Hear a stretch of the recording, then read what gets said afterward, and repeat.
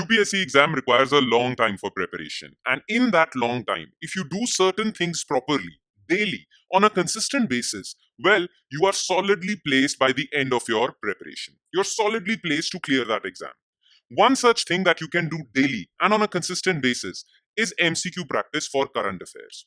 Well, current affairs, as you guys all know, is very important, especially for prelims. Well, it is important for mains examination also, but we are practicing MCQs for prelims examination. Now, current affairs are important for prelims examination as well, and more than 20 questions are asked from current affairs. 20 questions is a very conservative estimate. More than 30 questions are asked from current affairs. Current affairs forms a very heavy component. And current affairs is something that you need to do daily on a consistent basis throughout the tenure of your preparation.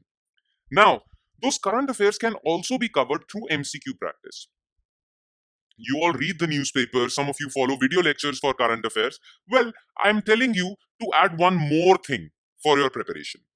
If you're reading newspapers or covering current affairs daily, well, I'm asking you to cover MCQs from those current affairs daily too. Cover MCQs from those current affairs as well. Look, if you practice 4 to 5 MCQs daily, then by the end of the month, you'll be done with 100 to 150 MCQs or 100 to 130 MCQs. Let's say you practice 4 MCQs daily from that day's current affairs. By the end of 1 month, you'll be done with 100 MCQs. That too from that month's current affairs. And 100 MCQs for 1 month current affairs is more than sufficient. And if you follow this throughout your preparation in 1 year, you'll be done with 1200 MCQs. Now, 1200 MCQ practice for current affairs, ask any topper from the previous examinations. Ask any topper. For prelims examination, 1200 MCQ practice from current affairs is more than sufficient. And you can break these 1200 MCQs to 4 MCQs daily.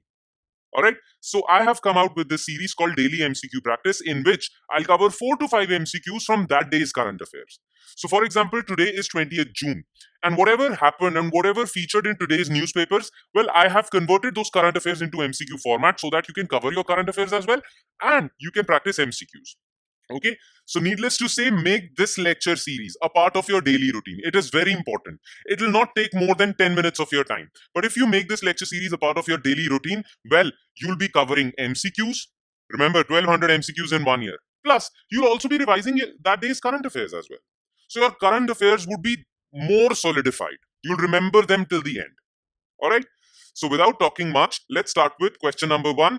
I've introduced everything to you, so I'll be covering 4 to 5 MCQs daily, and I'll mention the date as well. Okay, so let's start with question number 1. We'll not waste further time. Okay, so as per Indian Meteorological Department, which of the following is not a qualification for severe warm night? The night's minimum temperature is above normal by a magnitude of 4.5 to 6 degrees Celsius. The temperature during the day should be above 40 degrees Celsius. Now you must have, okay, which of the above statements is correct? Only one, only two, both, neither. Now, to understand this question, you must have heard about heat wave, right? We're talking about heat wave these days. You must have also heard about severe heat wave, right? Now, what is a heat wave? If during the day temperatures increase by more than 4.5 to 6.6 degrees Celsius, generally they say 6.4 degrees Celsius above normal.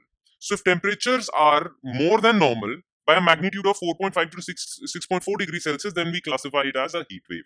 And if it's more than 6.4 degrees Celsius, well, then we classify it as severe heat wave. Now, this is during the day. All right. Now, what about nights? Well, during nights, temperature reaches its minimum. That's why we call it minimum temperature. Right? And during nights, if the temperature is above normal, the minimum temperature during night is above normal by a magnitude of 4.5 to 6 degrees Celsius, well, Indian Meteorological Department classifies it as warm night. All right. But if it's more than 6 degrees Celsius above normal, well, then Indian Meteorological Department classifies it as severe warm night.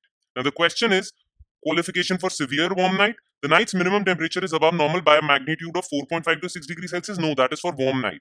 It should be more than 6 degrees Celsius for severe warm night. So, first statement is false. There is another condition for a night to be classified as warm night or severe warm night. That condition is that during the day, temperature should have crossed 40 degrees Celsius. All right. The temperature during the day should be above 40 degrees Celsius. This is absolutely correct. Now, why this question was in the news? Well, recently it was found by Indian Meteorological Department that Delhi has been facing severe warm nights. And that is a cause of worry because people suffer, heat strokes happen and all that stuff. All right. Anyway, for this question, statement 2 is correct, statement 1 is incorrect. The answer is only 2. All right. Let's move on to question number 2. Consider the following statements regarding Nalanda University. As you guys know, Prime Minister recently inaugurated the new Nalanda University. So consider the following statements regarding Nalanda Mahavihara, the great monastery of Buddhists. It was established during the reign of Kumar Gupta I of the Gupta dynasty in 427 CE. As per the Chinese traveler Huan Sang, the university at its peak housed 10,000 students and 2,000 teachers. It was destroyed in 1312 by Alauddin Khalji. Select the correct option from below. Only one statement is correct, only two statements are correct, all three statements are correct, no statement is correct. Well, recently Nalanda University has been inaugurated, so the ancient Nalanda University is also in the news. Now, Nalanda University was established by Kumar Gupta I in 427 BC. It was the biggest university in the world at that time, and it continued from 5th century CE till around 12th or 13th century CE, right? Until it was destroyed by a Turco-Afghan ruler, Afghan military commander called Bakhtiyar Khalji. So it was destroyed by a military commander, not a king. And his name was Bakhtiyar Khalji, not Alauddin Khalji. So statement 3 is incorrect. Well, it was visited by a Chinese traveler called Huan Sang in the 7th century AD. And he described that Nalanda University was one of the biggest universities in the world. It housed 10,000 students, 2,000 teachers, and many servants. So statement 2 is correct. Statement 1 is also correct. So only two statements are correct. The answer to this question is B. Let's move on to third question. Consider the following regarding Global Gender Gap Report 2024. Political empowerment and economic participation are some of the indicators on this index. Among all the 8 regions of the world, South Asia is the worst performer in gender parity. India's score is highest among the South Asian countries. Okay, select the correct option from below. Well, Global Gender Gap Report is released by World Economic Forum, and it actually gives scores to the countries and ranks them on the basis of gender parity, how they treat their women, right? Now, India's rank was 129, which is very poor in the latest report. And who topped the rank? Iceland. Iceland was secured rank number 1, and it has secured rank number 1 14th consecutive times. So for the past 14 times, it has been ranked 1. Okay. India has shown marginal improvement. 129 rank is very bad. All right. Now, how do they judge the countries? World Economic Forum. How does World Economic Forum judges the countries? On the basis of what criteria? So there are 4 criteria. Okay. Political empowerment is one of them. Economic participation and opportunity is one of them. The third criteria is educational attainment of women in that area, in that country. And last is health, which includes reproductive health as well. So, on the basis of political empowerment of women in a country, for example, how many seats in Lok Sabha, Parliament, President, and all that, economic participation, educational attainment, health outcomes. On the basis of these 4 criteria, countries are given a score, and on the basis of their score, they are given a rank. India secured a rank of 129. So first statement is correct. Now, they rank countries as well as regions. Okay, so South Asia is one region, and like South Asia, there are 8 regions in the world. Okay, now South Asia, as far as regional ranking is concerned, South Asia ranked 7th. 8th rank was of Middle East and North Africa.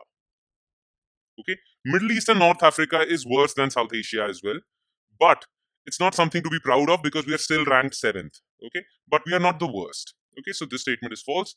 India's score is highest among South Asian countries. No, in fact, India's score is 3rd worst. It's not highest. In fact, we do poorer than Bhutan, Sri Lanka, Bangladesh. Imagine. In fact, we are poorer than Nepal as well. Okay, so it's the 3rd worst score. So this statement is also false. Only one statement is correct. Answer is A. And last, consider the following statements regarding Parliamentary Security Service. Called Watch and Ward until April 15th, 2009. The Watch and Ward Committee was established in 1929 by Vittal Bhai Patel, President of Central Legislative Assembly. The Director Security of Lok Sabha and Rajya Sabha Secretariats exercise operational control over Parliamentary Security Service. Okay, so for security of MPs and all the staff of Parliament, there is a special service called Parliament Security Service. It is a special service, it is a special force whose job is to protect VIPs and VVIPs in Parliament. Okay, now it was established way back in 1929 by President of then Central Legislative Assembly Vittal Bhai Patel, brother of Sardar Vallabhbhai Patel. Okay, and back then it was named Watch and Ward. All right, so this statement is correct. On April 15, 2009, its name was changed from Watch and Ward to Parliament Security Service. So it was called Watch and Ward until April 15, 2009. Absolutely correct. Now, who exercises operational control? So Parliament Security Service people protecting Lok Sabha, well, they come under Director Security of Lok Sabha Secretariat, and PSS personnel or PSS people protecting members of Rajya Sabha, well, they come under Director Security Rajya Sabha Secretariat. So third statement is correct. All statements are correct, and the answer is C. All right, and we are going to cover only 4 questions. Okay, but I'll try to cover as many questions as possible from that day's current affairs. Please, please, please, this series won't help you in any way if you're not following it consistently. It won't take more than 10 minutes of your time, but if you follow this series consistently, daily, every day, then by the end of your preparation, you don't have to worry about prelims. Prelims is secured for you guys. Current affairs and prelims are secured for you guys. Okay, so make sure that you make this lecture series a part of your daily routine. Follow this daily, practice MCQs daily, practice current affairs daily. All right, thank you everyone. I'll see you another time with MCQs for 21st of June 2024. Thank you.